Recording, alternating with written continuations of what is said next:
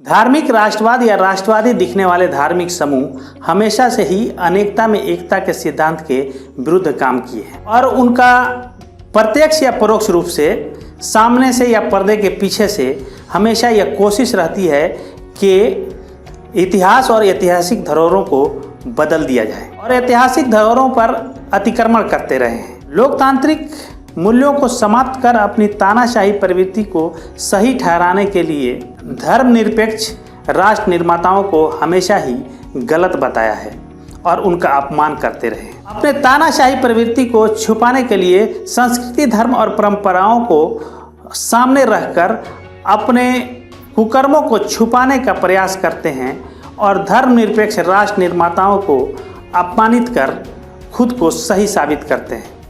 उनका यह दावा होता है कि अतीत में जो कुछ भी हुआ वो गलत हुआ, ये सही करने जा रहे हैं, जिसका जीवंत उदाहरण हमने पिछले 6 सालों में अपने देश में भी देखा है। लोकतांत्रिक और सामाजिक ढांचे को छीन बीन करते हुए कैसे ये अपनी मनमानी करते हैं। हमारे देश में राष्ट्र निर्माता पंडित जवाहरलाल नेहरू के साथ जो इन कथित राष्ट्रवादियों ने किया है वो आपके सामने है। बिल्कुल इसी तरीके की एक नई कहानी, एक नया विवाद विश्व पटल पर सामने आया है, जिसका जिक्र मैं करने जा रहा हूँ। ईसाई और मुस्लिम एकता का प्रतीक, यूनेस्को की विश्व धरोहर, जिसे आधुनिक तुर्की गणराज्य के संस्थापक मुस्तफा कमाल अतातुर्क ने धार्मिक द्वेष से मुक्त कराकर एक संग्रहालय के रूप में स्थापित किया था, जो हर साल लाखों पर्यटकों को आकर्षित करता है।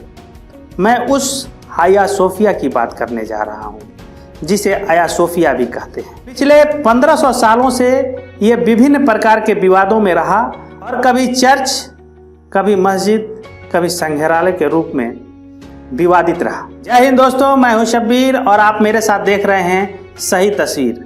आज के सही तस्वीर में हम बात करेंगे हाया सोफिया के इतिहास की और उसके बदलते किस्मत की। हाया सोफिया या तुर्की भाषा में कहें तो आया सोफिया, यह तुर्की के इस्तांबुल शहर में एक विशाल और भव्य संग्रहालय था, जिसका इतिहास तुर्की के इतिहास के साथ साथ पिछले 1500 सालों से बदलता रहा और हमेशा से ही अपनी पहचान के लिए विवादित रहा। अभी ताज़ा विवाद यह है कि तुर्की की सरकार द्वारा उसे संग्रहालय से हटाकर मस्जिद के रूप में परिवर्तित कर दिया गया है और यह सब वहाँ के अदालत के आदेश द्वारा किया गया है, जैसा भारत में बाबरी मस्जिद के साथ हुआ या अन्य धरोहरों के साथ किए जाने की मंशा हमेशा से देखी जाती रही है। तुर्की के तत्कालीन राष्ट्रपति तैयब एर्दोगान ने अपने चुनावी भाषणों में हाया सोफिया को वापस मस्जिद बनाने का वादा किया था और वहाँ के कट्टरवादी धार्मिकों ने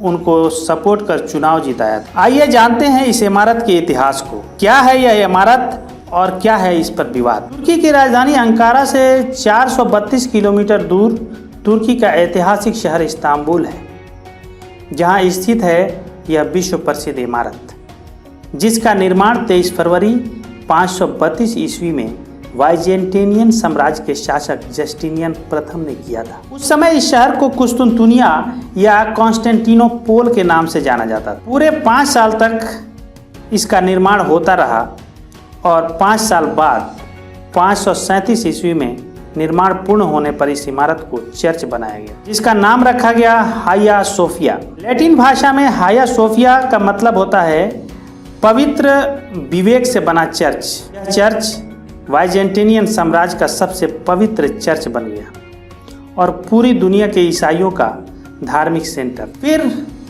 समय ने करवट लिया और दिन आया 6 अप्रैल 1453 ईस्वी का। इस दिन एक युद्ध हुआ। कॉन्स्टेंटिनोपोल का घेराव एक 21 वर्षीय सुल्तान मोहम्मद फातेह द्वितीय, जो एक ओटमन सुल्तान था, जिसने 29 मई 1453 के दिन मंगलवार को कॉन्स्टेंटिनोपोल को जीत लिया और इसे अपनी राजधानी बनाया।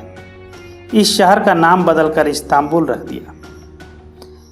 हाया सोफिया का भी नाम बदला और इसे आया सोफिया कहा जाने लगा।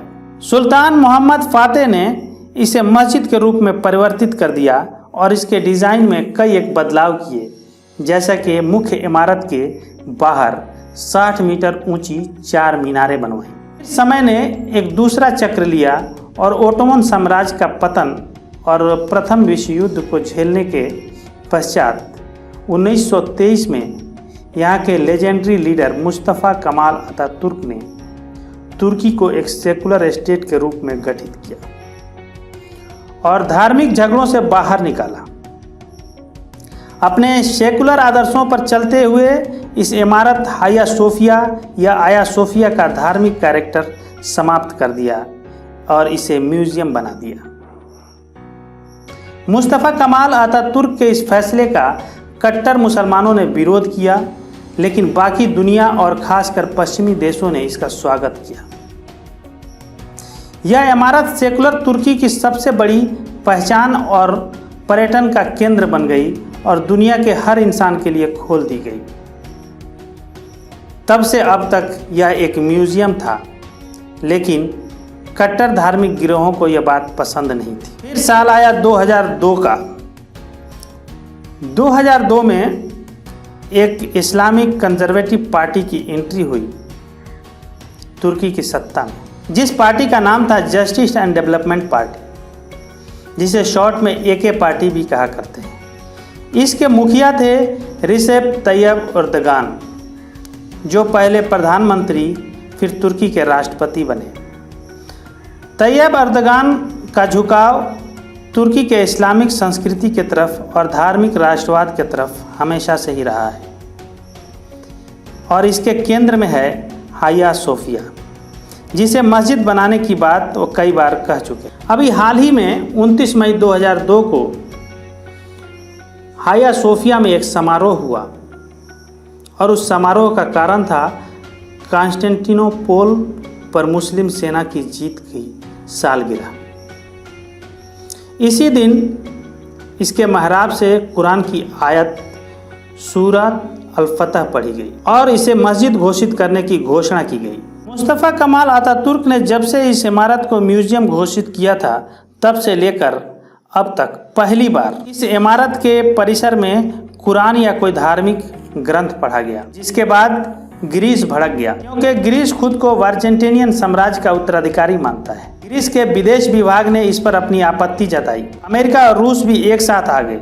यह मामला कोर्ट पहुंचा और कोर्ट ने पूरी सुनवाई करने के बाद मस्जिद घोषित कर दिया। दोस्तों, तुर्की के सुप्रीम कोर्ट के इस फैसले के बाद पूरे ईसाई समुदाय में रोष है और अमेरिका और रूस जैसे देश भी इसके विरोध में आ गए हैं। पूरा यूरोप इसका बहिष्कार कर रहा है, लेकिन देखते हैं कि यह मामला किस तरफ जाता है और क्या रुख अख्तियार करता है। यह थी हाया सोफिया की कहानी और उसका विवाद। दोस्तों, अगर आपको यह वीडियो अच्छी लगी हो तो प्लीज़ मेरे चैनल सही तस्वीर को सब्सक्राइब कीजिए और बेल आइकन को ज़रूर दबाइए। अगर कमेंट करना चाहते हैं तो आपके कमेंट का भी स्वागत है। जय हिंद, जय भारत।